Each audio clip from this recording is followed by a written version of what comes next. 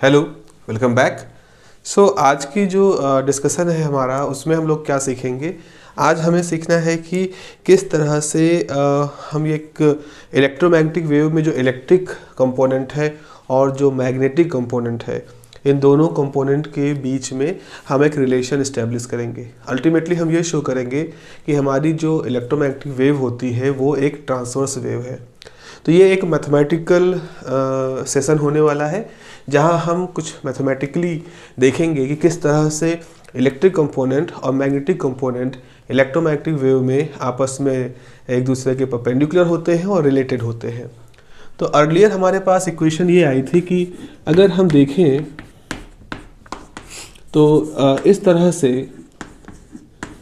हम एक differential equation लिख सकते हैं। This is a differential equation by considering the electric component. या अगर हम मैग्नेटिक कंपोनेंट की टर्म में लिखना चाहें तो हम ई की जगह पर देखते हैं कि बी को लिखा जा सकता है। तो अगर इलेक्ट्रिक कंपोनेंट को लिखोगे तो भी इक्वेशन है, मैग्नेटिक कंपोनेंट के लिए भी इक्वेशन है। अब ये जो इक्वेशन है ये होमोजीनियस इक्वेशन है, सेकेंड ऑर्डर की है। ये डेल के अंदर क्या है, स्पेस का कोऑर्डिनेट है या टाइम कोऑर्डिनेट है, यानी कि जो बी या ई होगा उसका स्पेस के साथ कैसे वेरिएशन हो रहा है और टाइम के साथ कैसे वेरिएशन हो रहा है, वो इस इक्वेशन के अंदर है। इस तरह के क्वेश्चन का सोल्यूशन हमें बहुत अच्छी तरह से मालूम है, न्यूटन के ज़माने की क्वेश्चन है, तो हमने मैकेनिक्स में इसको काफ़ी अच्छी तरह से पढ़ रखा है। तो हमारी इक्वेशन ऐसे आती है, अगर हम इलेक्ट्रिक कंपोनेंट लिखेंगे तो हम ये लिख सकते हैं कि कुछ मैग्नीट्यूड ई की power I K dot R minus omega T और कोई यूनिट वेक्टर ई। ये एक्सपोनेंशियल है, वो कोई यूनिट वेक्टर है। तो कई बार क्या होता है, इसको अलग से लिखने की बजाय हम इसको ही वेक्टर कह देते हैं। इधर भी वेक्टर क्वांटिटी है, इधर भी वेक्टर क्वांटिटी है, ई की पावर ये हो गया। ऐसे ही बी के लिए लिख सकते हो, B is equal to B E की power I K dot R minus omega T. अब यहाँ पर कुछ चीज़ें हैं जिनके बारे में बात की जा सकती है। के क्या है, तो जो के होता है बेसिकली के का फॉर्मूला होता है 2 pi by lambda into some constant N cap. N cap is unit vector. ये कौन सी दिशा को दिखाता है, ये उस दिशा को दिखाता है जिस दिशा में हमारी वेव चल रही है। तो के एक्चुअल में किस डायरेक्शन का वेक्टर है, के जिस डायरेक्शन में हमारी वेव चल रही है उस डायरेक्शन का वेक्टर है, और लेमडा जो है वो वेव की वेवलेंथ है। तो इस तरह से हम अपना फॉर्मूला यहाँ पर लिख सकते हैं, K is equal to 2 pi by lambda. Okay, तो आगे आर क्या है, आर, और इसको इसमें अगर हम वेक्टर ले रहे हैं तो इसमें कंपोनेंट हो सकते हैं। तो हम लिख सकते हैं के एक्स में आई डायरेक्शन में कंपोनेंट है के एक्स, वाई डायरेक्शन में कंपोनेंट है के जेड, जेड डायरेक्शन में कंपोनेंट है के जेड। ऐसे ही आर जो है, R is X I cap, Y J cap, Z K cap. तो यहाँ पर जो के डॉट आर है इसको क्या लिख सकते हैं, तो के डॉट आर इसे लिखा जा सकता है के एक्स आई कैप, के वाई जेड कैप, के Z K cap, comma x I cap, Y J cap, Z K cap. इस तरह से आप यहाँ पर लिख सकते हैं। डन।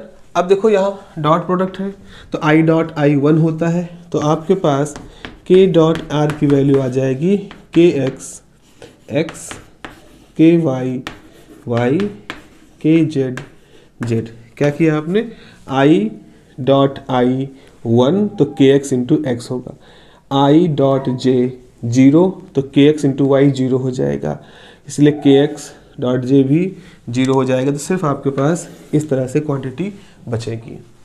तो इस इक्वेशन के अंदर जो के डॉट आर है उसको हम कंपोनेंट के फॉर्म में इस तरह से लिख सकते हैं। अब हम आगे क्या करेंगे, आगे हमने देखा है कि दो तरह से रिलेशन हमारे पास होते हैं। मैक्सवेल इक्वेशन की बात करें तो या तो हम डेल को डॉट प्रोडक्ट के रूप में लेते हैं, जैसे डेल डॉट ई है, डेल डॉट बी है, इस तरह से लेते हैं, या तो हम डेल को क्रॉस प्रोडक्ट के रूप में लेते हैं, डेल क्रॉस ई या डेल क्रॉस बी के रूप में।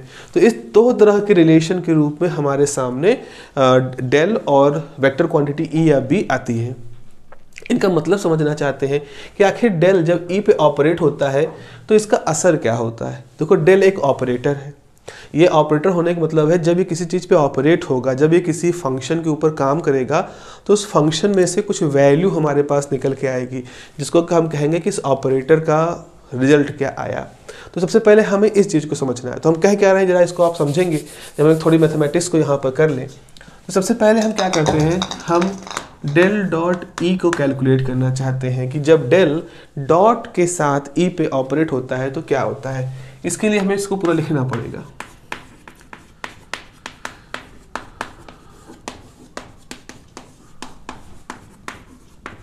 ये हो गया डेल डॉट ई को क्या लिख सकते हो, अब ई को आपको ये लिखना है, तो ये आपको लिखना है ई की पावर आई, इवन हम यहाँ छोटा ब्रैकेट से पहले ये लगा दें तो के X X, K Y Y, K Z Z minus omega T, ये हो गया।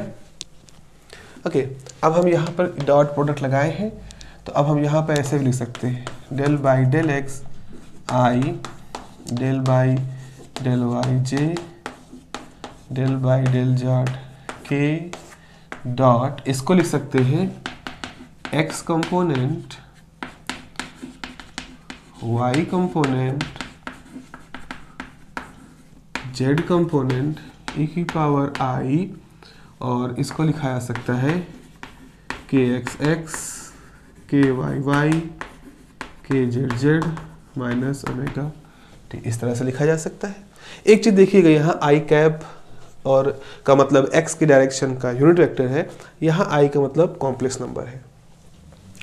अब हम इसको इससे मल्टीप्लाई कर सकते हैं, तो आप क्या कर सकते हो, यहाँ पर आप लिखोगे del X I cap, del by del Y Z cap, del by del Z K cap dot, अब देखो क्या लिखा जाएगा ई नॉट एक्स, इसको इससे मल्टीप्लाई करोगे ई की पावर आई ब्रैकेट की ये सारी चीज़ इनटू आई कैप। इसी तरह से लिख सकते हो ई नॉट वाई ई की पावर आई ब्रैकेट की ये सारी चीज़ जेड कैप, और इसको लिख सकते हो ई नॉट जेड ई की पावर आई और के कैप। इस तरह से यहाँ डॉट प्रोडक्ट लगा रहेगा।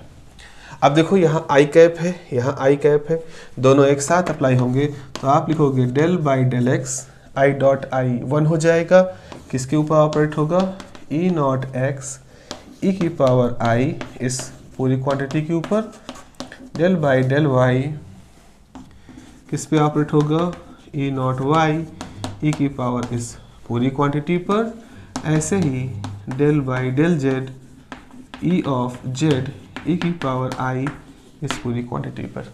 आपको लग रहा होगा यहाँ आई कैप है डॉट आई कैप, यहाँ 1 है, आई कैप सॉरी जे कैप डॉट जे कैप, इसका जे कैप इसका जे कैप 1 है, के डॉट के इसका 1 है, तो ये आ गया।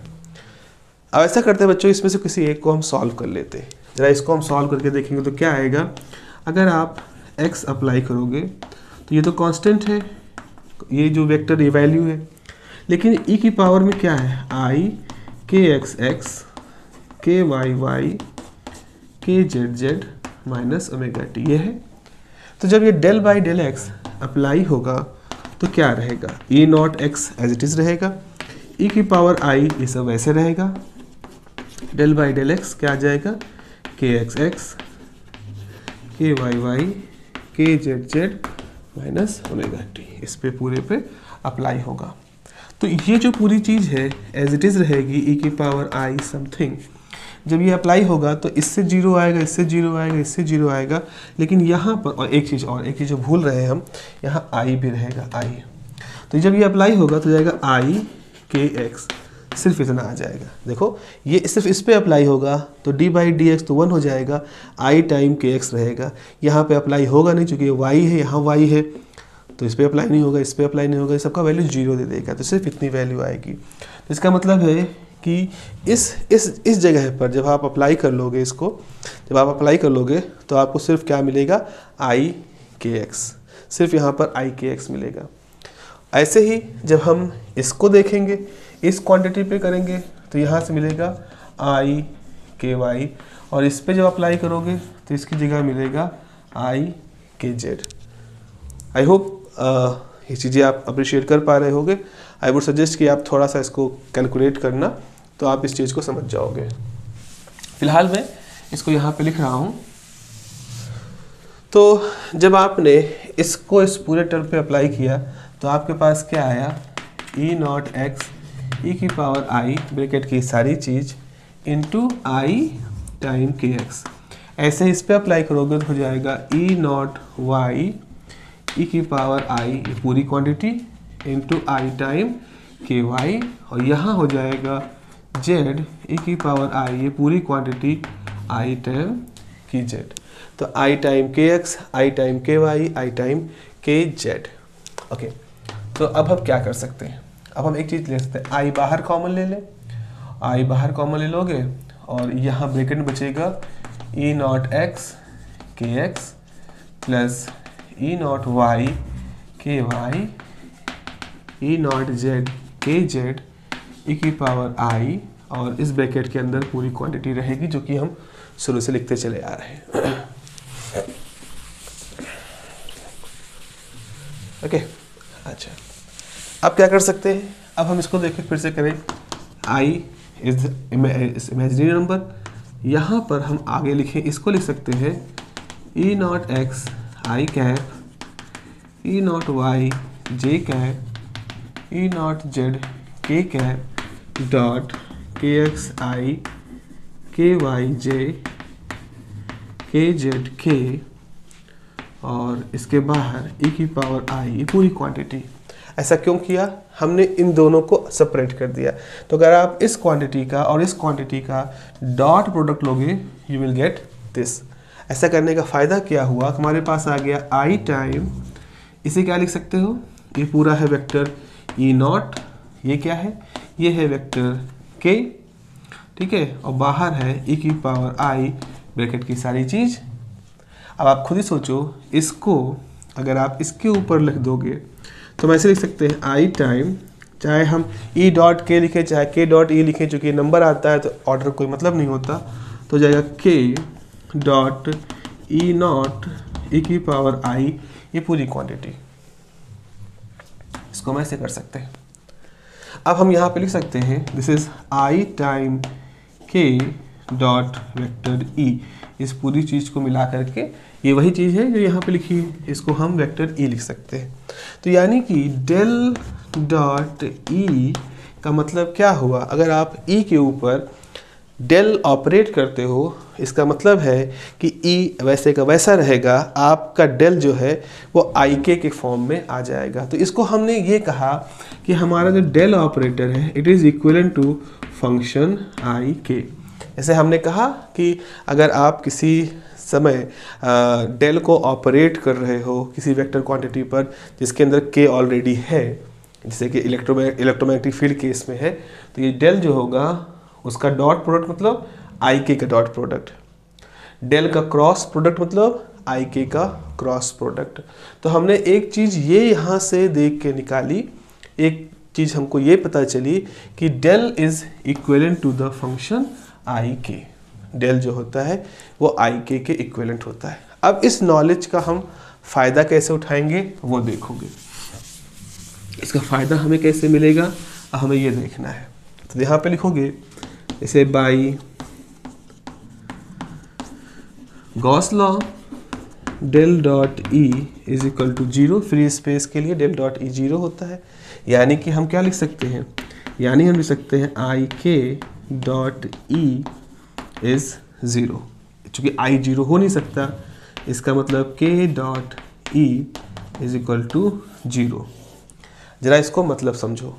जैसे मान लो हमारे पास ये के है, ये वो दिशा है जिस दिशा में हमारी वेव जा रही है। सपोज वेव हमारी इस दिशा में जा रही है तो ये के की दिशा होगी। अब इस वेव के अंदर जो इलेक्ट्रिक कंपोनेंट होंगे वो क्या होंगे, वो ऐसी दिशा में होंगे कि के के साथ उसका डॉट प्रोडक्ट 0 हो जाए। तो ज़रा समझो कैसे होगा, ए डॉट बी, तो ये कितना होता है ए बी कॉस थीटा। अब ए की कुछ वैल्यू बी की कुछ वैल्यू है, कॉस की कौन सी वैल्यू हो कि ये 0 हो जाए। तो आपको मालूम है जब थीटा सबसे पहली बार 90 डिग्री होगा तो कास की वैल्यू 0 हो जाएगी, सब कुछ 0 हो जाएगा।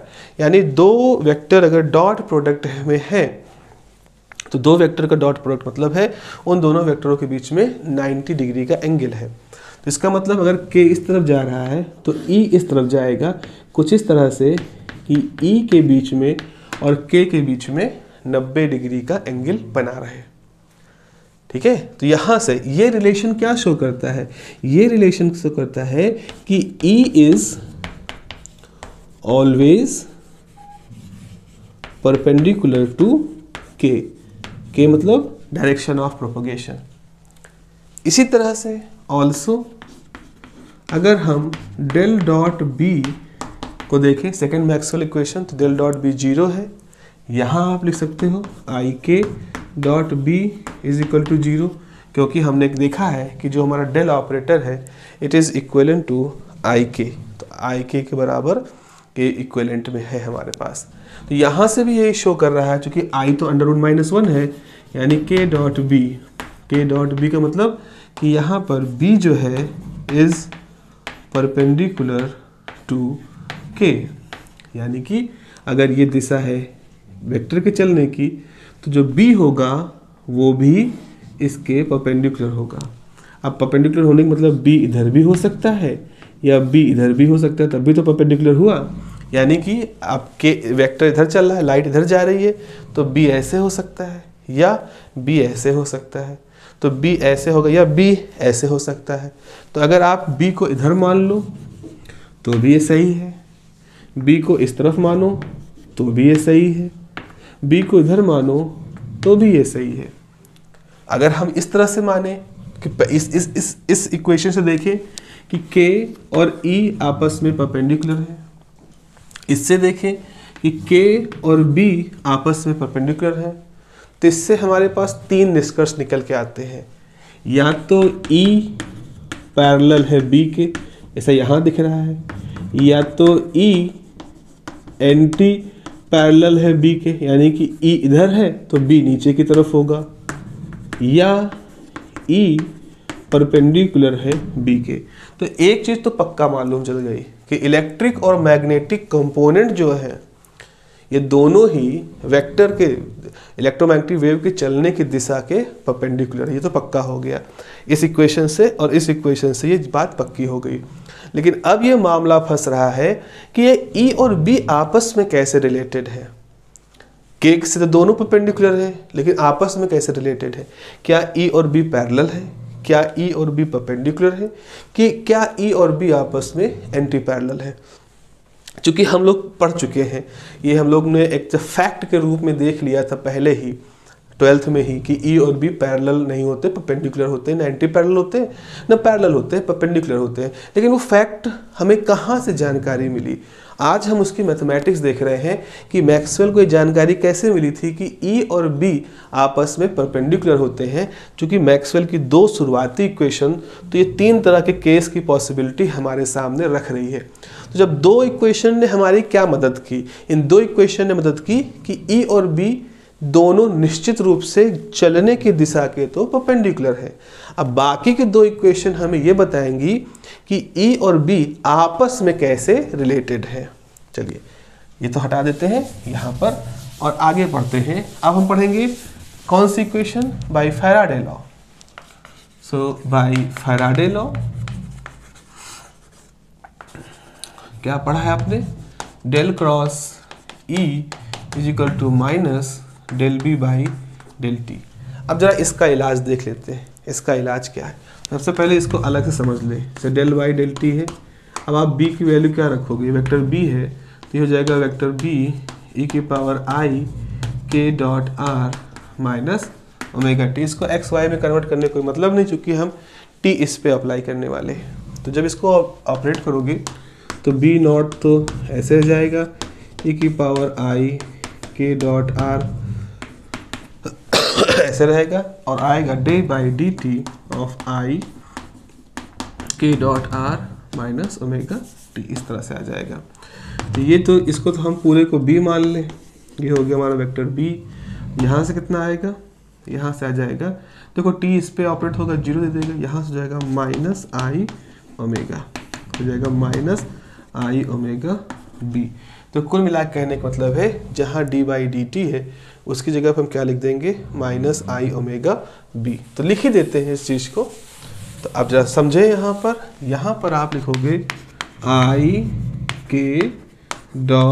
के क्रॉस ई इज माइनस तो पहले से है, माइनस आई ओमेगा बी, ठीक है, माइनस आई ओमेगा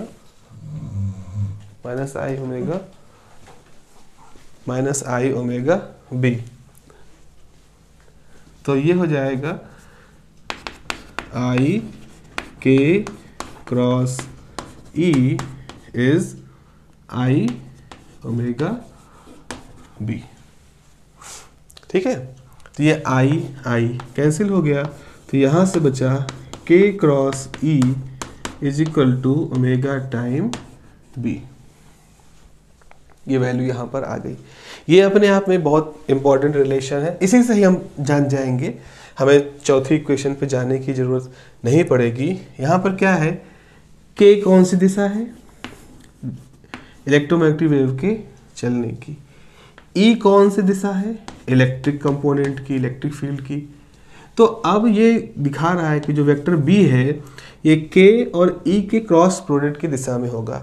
आपने पढ़ा है कि अगर वेक्टर ए है, एक वेक्टर बी है, तो इनका जो क्रॉस प्रोडक्ट लोगे तो राइट हैंड थंब रूल से ये वेक्टर सी होगा और ये इन दोनों के परपेंडिकुलर होगा, यानी सी की दिशा इसके और इसके दोनों के परपेंडिकुलर होगी। तो इसका मतलब बी जो होगा वो के परपेंडिकुलर भी होगा और ई के परपेंडिकुलर भी होगा, यानी उसकी दिशा इस तरह से होगी, यानी इसके लिए में 90 डिग्री होगा, इसमें भी 90 डिग्री का होगा और इन दोनों वेक्टरों के बीच में भी 90 डिग्री का कोण बना रहेगा। तो इसे ऑर्थोगोनल सिस्टम कहते हैं। ऑर्थोगोनल मतलब होते हैं जैसे एक्स वाई जेड होता है कार्टेशियन सिस्टम में, तो एक्स वाई जेड में एक्स वाई के परपेंडिकुलर है, वाई जेड के परपेंडिकुलर है, जेड एक्स के परपेंडिकुलर है। तो जैसे वहाँ एक्स वाई जेड सब एक दूसरे के परपेंडिकुलर होते हैं, ऐसे ही यहाँ पर के ई और बी ये तीनों ही आपस में एक दूसरे के परपेंडिकुलर होंगे। तो इस तरह से बच्चों हम लोग ये देख पाते हैं कि इलेक्ट्रोमैग्नेटिक वेव एक ऐसी वेव है जिसमें जिस दिशा में वेव जा रही है, अगर सामने की तरफ वेव जा रही है, इस दिशा को हम एक्स कह रहे हैं, तो इलेक्ट्रिक कंपोनेंट इसमें सपोज वाई डायरेक्शन में होंगे, मैग्नेटिक कंपोनेंट सपोज एक्स मतलब जेड डायरेक्शन में होंगे। तो ये एक्स है, तो ये जेड है, ये वाई है, और ये सब आपस में म्यूचुअली ऑर्थोगोनल है। तो इस तरह से हम ये कहते हैं कि इलेक्ट्रोमैग्नेटिक वेव हमने ट्रांसवर्स कैसे कही, हमने इलेक्ट्रोमैग्नेटिक वेव ट्रांसवर्स इसलिए कही क्योंकि यहाँ पर जिस दिशा में वेव जा रही है उस वेव के जो कंपोनेंट है उनका ऑसिलेशन उसके परपेंडिकुलर डायरेक्शन में हो रहा है। तो जाना इस तरफ है, ऑसिलेशन इस तरफ हो रहा है, तो वेव ऐसे जा रही है, ऑसिलेशन इस तरह से हो रहा है। तो this is the transverse nature, this is why it is called the transverse wave. तो इलेक्ट्रोमैग्नेटिक वेव को ट्रांसवर्स वेव कहने का ये मतलब है। तो यही वो जगह है जहाँ से सबसे पहली बार मैक्सवेल ने इस बात को बताया था कि इलेक्ट्रोमैग्नेटिक वेव्स जो होती हैं they are of transverse nature, because इस तरह से म्यूचुअली आपस में सब परपेंडिकुलर होती हैं। ठीक है, तो this prove the transversity of the electromagnetic wave. अब यहाँ पर हम इसको एक डायग्राम के फॉर्म में बना देते हैं। तो हमने सब कुछ पता कर लिया, अब हम सब कुछ मिलाते हैं, जितना भी फाइंडिंग हमने की है इलेक्ट्रोमैग्नेटिक वेव के लिए, जो वेव इक्वेशन सॉल्व करके जो फाइंडिंग की है वो कर लें। सबसे पहली बात तो ई के बारे में क्या है, ई जो है वो इस तरह से ई की पावर आई इस फॉर्मूले का है। ओके, बी जो है वो इस तरह से करके ई की पावर आई फॉर्मूले, यहाँ टी भी है इसके अंदर। तो यानी कि अगर हमारे पास ये डायरेक्शन ऑफ के है तो जो ई है वो फिक्स नहीं है, बल्कि वो टाइम के साथ के डॉट आर माइनस ओमेगा है ना, तो वेरी कर रहा है। तो इसका वेरिएशन आप ऐसे शो करोगे, ये इसका वेरिएशन है। तो ई जो है वो इस तरह से वेरी कर रहा है। ई की मैक्सिमम वैल्यू जो हो सकती है वो है ये ई नॉट, उसके बाद इस तरह से वेरी कर रहा है। इस तरह से हम ई के वेरिएशन को शो कर रहे हैं। तो ये है हमारा ई का वेरिएशन के परपेंडिकुलर। ओके, अब बी के वेरिएशन, बी भी टाइम के साथ वेरी कर रहा है और साथ ही साथ हर बार ई के साथ परपेंडिकुलर है, तो ये ई के साथ परपेंडिकुलर बिहेवियर शो करेगा, तो इसका बिहेवियर ऐसा होगा, इस तरह का। तो ये इधर मैक्सिमम वैल्यू जो होती है वो बी नॉट हो सकती है इस तरह से। This is how it is behaving, this is how it is behaving. So this is the graphical representation of electromagnetic wave on the basis of इनके, और इससे पहले जो हम लोगों ने आई डॉट के का ऑपरेटर यूज किया है उसके बेसिस पर। तो इस तरह से ये वो तरीका था जिससे मैक्सवेल ने इस बात को प्रूफ किया कि light is an electromagnetic wave. न केवल लाइट एक इलेक्ट्रोमैग्नेटिक वेव है, साथ ही साथ उसका जो बेसिक नेचर है, उसका जो बिहेवियर है, it is not a longitudinal wave. Longitudinal wave में क्या होता है, देखो लॉन्गिट्यूडनल वेव के लिए समझो, जैसे मान लो मीडियम है, तो हम मीडियम की डेंसिटी को इस तरह से लाइनों के साथ दिखा रहे हैं। सपोज आपने यहाँ पर दिखाया कि सारी लाइनें पास पास है, तो ये एक यूनिफॉर्म डेंसिटी का मीडियम है। अब इसके अंदर आवाज़ चलना शुरू करती है, तो द मोमेंट इसमें आवाज़ चलती है तो वो आवाज़ क्या करती है, जिस डायरेक्शन में साउंड जा रही है वो मॉलिक्यूल जो है इस मीडियम के, उनको उसी डायरेक्शन में एक तरह से डिस्टर्ब करती है। तो यहाँ से क्या होगा, इसके चलने से यहाँ पर कुछ डेंसिटी बढ़ जाएगी। जैसे मान लो हमने देखा यहाँ डेंसिटी कुछ बढ़ गई, फिर थोड़ी देर बाद ये दूर दूर होंगे, फिर यहाँ डेंसिटी बढ़ जाएगी, फिर ये कुछ दूर दूर होंगे, यहाँ डेंसिटी कुछ बढ़ जाएगी। तो हम देखेंगे कि ये मॉलिक्यूल अपनी जगह से आगे की तरफ मूव करते हैं, फिर पीछे की तरफ मूव करते हैं। जो जिस दिशा में वेव जा रही है उसी डायरेक्शन में ही मॉलिक्यूल का मोशन होता है, ऐसे ही। तो वेव भी ऐसे जा रही है, मॉलिक्यूल भी ऐसे मूव कर रहे हैं। पास आए तो कंप्रेस हुए, दूर गए तो रेरिफाइड हो गए। तो जो कंप्रेसर रेफ्रैक्शन होता है तो ये ऐसे ही मूव करता है। तो इधर भी वेव भी जा रही है, मॉलिक्यूल भी ऐसे ही आगे मूव करते हुए जा रहे हैं। लेकिन इलेक्ट्रोमैग्नेटिक वेव में क्या होती है, वेव जा रही है इस तरफ से, वेव जा रही है, और जो इलेक्ट्रिक कंपोनेंट है वो ऐसे मूव कर रहे हैं। ये वाला हाथ मेरा इलेक्ट्रिक कंपोनेंट के लिए है, तो ये वेव जा रही है, हमारे इलेक्ट्रिक कंपोनेंट इस तरह से प्लस माइनस जा रहे हैं। और मैग्नेटिक कंपोनेंट इस तरह से, वेव जा रही है तो मैग्नेटिक कंपोनेंट इस तरह से। अब इमेजिन करो इलेक्ट्रिक कंपोनेंट एक ही टाइम पे यहाँ हो रहे हैं, मैग्नेटिक कंपोनेंट एक ही टाइम पे यहाँ हो रहे हैं, और ये जो आपस में रिलेटेड हैं, ये आपस में रिलेटेड है। ऐसा नहीं कि इलेक्ट्रिक कंपोनेंट बढ़ा तो मैग्नेटिक कंपोनेंट कुछ भी रैंडम वैल्यू लेगा, नो। आप देखो एक बहुत ही बेहतरीन तरीके से they both get simultaneously the maximum, then they both get the minimum. उसके बाद जब ये निगेटिव डायरेक्शन में इधर की तरफ मूव करता है तो ये बैक साइड में चला जाता है, फिर जब वहाँ जीरो होता है तो फिर जब पॉजिटिव डायरेक्शन में इलेक्ट्रिक आता है तो मैग्नेटिक कंपोनेंट फ्रंट में आ जाता है। तो ये दोनों इलेक्ट्रिक और मैग्नेटिक कंपोनेंट आपस में इंटर रिलेटेड है। यही तो इलेक्ट्रोमैग्नेटिक थ्योरी की एक इम्पॉर्टेंस है, वो कैसे इन कंपोनेंट्स के बीच में आपसी संबंध को हमें बताती है। सो this is the important part of this electromagnetic theory, जिसमें कि हम लोगों ने इससे पहले वेव इक्वेशन को डिराइव किया, उसका सोल्यूशन डिराइव किया, फिर सोल्यूशन डिराइव करके हमने ट्रांसवर्सिटी को दिखाया। ट्रांसवर्सिटी के साथ हमने इस तरह के एक बिहेवियर को स्टडी किया और कहा कि इसको हम ट्रांसवर्स क्यों कहते हैं, क्योंकि ये लॉन्गिट्यूडनल नहीं है, लॉन्गिट्यूडनल से इसका व्यवहार अलग है। Okay, so this is what we want to explain in this particular session. Next अब हम क्या करेंगे, अब हम अभी तो हमने फ्री स्पेस में लिखा था अपनी वेव इक्वेशन को, अपनी मैक्सवेल इक्वेशन को फ्री स्पेस में लिखा था, फिर उसके हिसाब से वेव इक्वेशन बनाई थी। आपके सिलेबस में कंडक्टिंग मीडियम के अंदर या किसी मीडियम के अंदर मैक्सवेल इक्वेशन कैसे मॉडिफाई हो जाएंगी वो हमें लिखना है। देन हम एक पॉइंटिंग थ्योरम है इसी एनर्जी प्रोपोगेशन के साथ जुड़ा हुआ, उसको देखेंगे। इतना देखने के बाद हमारी ये यूनिट कंप्लीट हो जाएगी। चलिए फिर मिलते हैं अगली क्लास में। Till then take care, have a nice day, bye bye.